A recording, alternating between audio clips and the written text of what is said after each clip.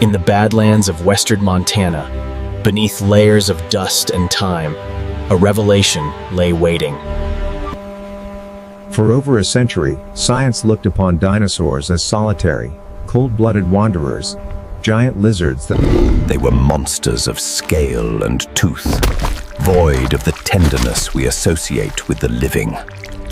But the stones of the Two Medicine Formation held a different story, a story that would shatter our understanding of the prehistoric past. Here, 76 million years ago, the dry plains echoed, not just with the roar of the... This is the world of Maiasaura, the good mother lizard. A creature that proved dinosaurs were far more than unfeeling beasts. They were parents, protectors, and architects of complex societies. Toddlers. The landscape of the Late Cretaceous is harsh and semi-arid. Seasonal lakes shimmer in the heat. It is a world of extremes, where life must fight for every foothold. Into this dust-choked arena comes a sound like rolling thunder. It is not a storm, but a migration. A herd, numbering in the thousands, is returning to their ancestral breeding grounds.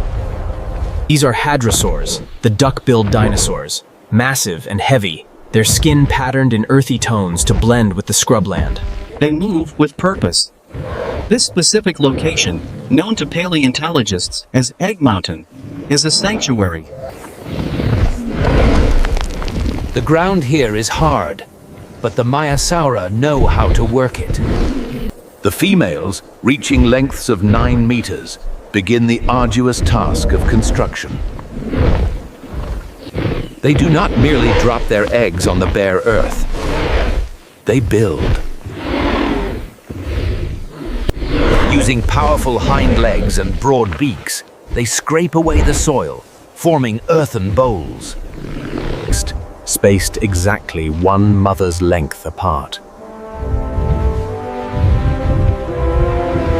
This spacing is deliberate, a geometry of survival, allowing the parents to navigate the colony without crushing the fragile future beneath their feet. Inside these nests, they do not rely on their own body heat to incubate the clutch. A 30-ton dinosaur cannot sit on eggs without destroying them. Instead, they are master engineers of thermodynamics. They layer the nest with damp vegetation, ferns, and rotting wood. As the organic matter decays, it releases heat. A natural incubator kept at a precise temperature. Upon this bed of compost, the eggs are laid. Not in a chaotic pile, but in a carefully arranged spiral or circle, maximizing space and airflow. Then, the vigil begins. The colony transforms into a deafening, crowded city of mothers. The air is thick with the smell of overturned earth and vegetation. While they wait, danger lurks on the periphery. The shadows of the Cretaceous are never empty. Small, intelligent predators like Troodon watch with large, nocturnal eyes, waiting for a moment of distraction.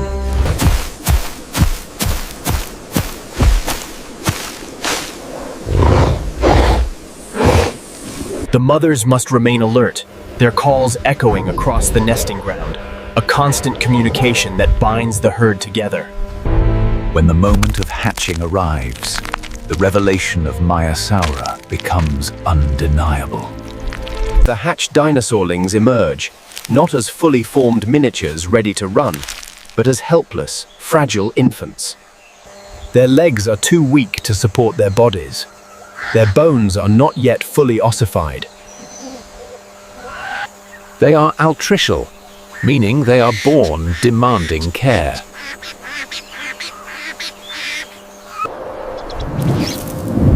If the parents were to leave now, these infants would perish within hours. But the parents do not leave.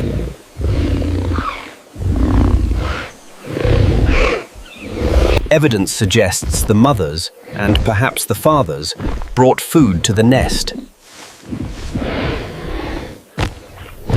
They foraged in the surrounding woodlands, grinding tough plants with their battery of teeth. Perhaps regurgitating a processed pulp for their young, or dropping fresh greens into the bowl of the nest. For weeks, the nest is the center of the hatchling Arcuous universe. They grow at an astonishing rate, fueled by the relentless energy of their parents. As the weeks turn into months, the young gain strength. Their limbs harden, their coordination improves. They begin to venture to the edge of the nest, interacting with siblings, learning the social cues of the herd. This is the birth of the social dinosaur. They are not solitary survivors. They are members of a collective. The wet season brings relief to the arid plains, but also new threats. The apex predators of the region, tyrannosaurids like Daspletosaurus, sense the concentration of life. They stalk the edges of the colony, looking for the sick, the old, or the careless young.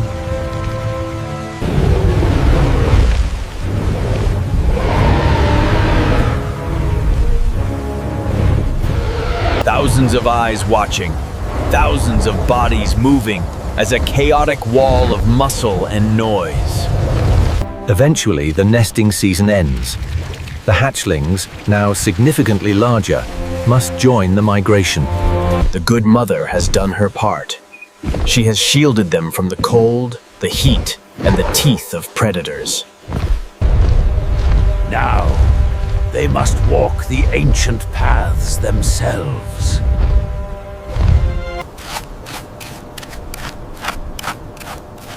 The discovery of Maiasaura changed everything.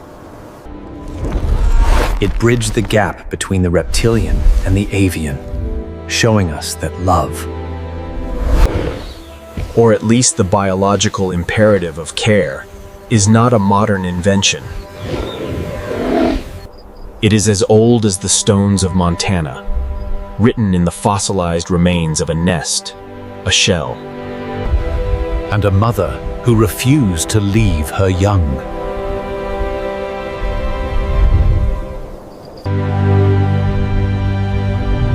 The hadrosaur jaw is a marvel of evolutionary engineering. Hundreds of teeth, interlocking in tight rows, formed a grinding surface tougher than any file. This allowed Maiasaura to process the toughest conifers and horsetails, fuel for their immense size. Their digestion was a fermentation vat, turning low-quality fodder into massive muscle mass. But to fuel this engine, they had to be constantly on the move.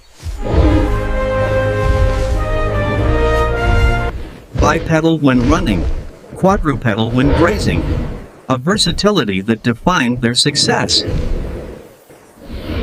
The forelimbs were not useless hands, but weight-bearing pillars with hoof-like claws. This dual locomotion allowed them to browse high branches and low ferns with equal ease. As the herd moves, they are not alone. The ecosystem of the Two Medicine Formation is diverse. Small herbivores like Orodromius dart amongst the giants, finding safety in the chaos.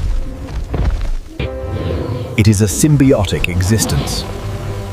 The herd flushes out insects and exposes roots. But the herd also attracts the unwanted. Scavengers and opportunists trail the migration, waiting for the natural attrition of life. Death is as much a part of the colony as birth. Yet, the population explodes. Maiasaura growth rates were closer to birds than reptiles.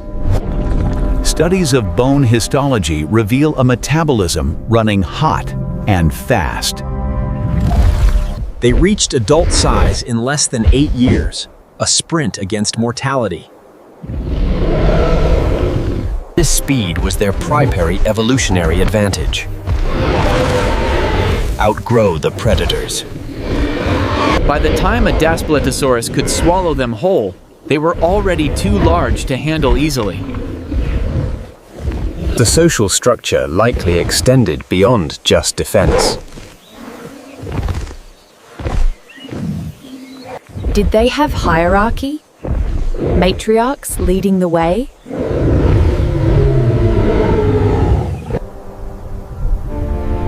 The fossil record is silent on politics, but loud on behavior.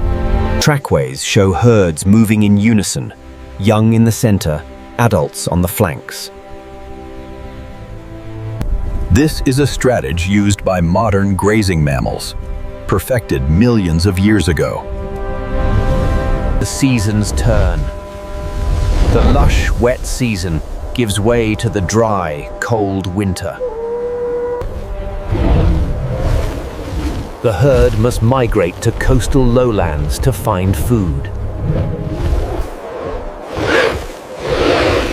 This journey is the final test for the year's hatchlings. Not all will make it. The weak fall behind, claimed by the cold or the wolves of the Cretaceous. But the majority survive, carrying the genetic memory of the root. They will return. Next year, the hatchlings will be the builders.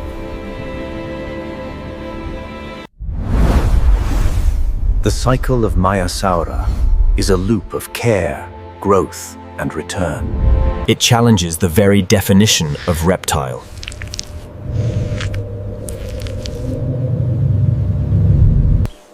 These were not just animals, they were families. And in the end, it was their social bond that allowed them to dominate the Late Cretaceous.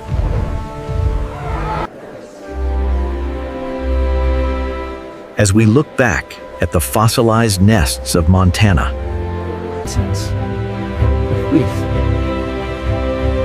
We see a mirror of our own nature.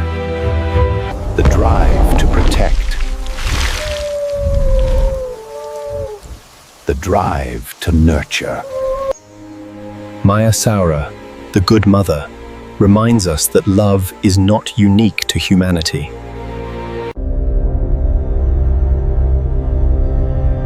It is the fundamental force of survival.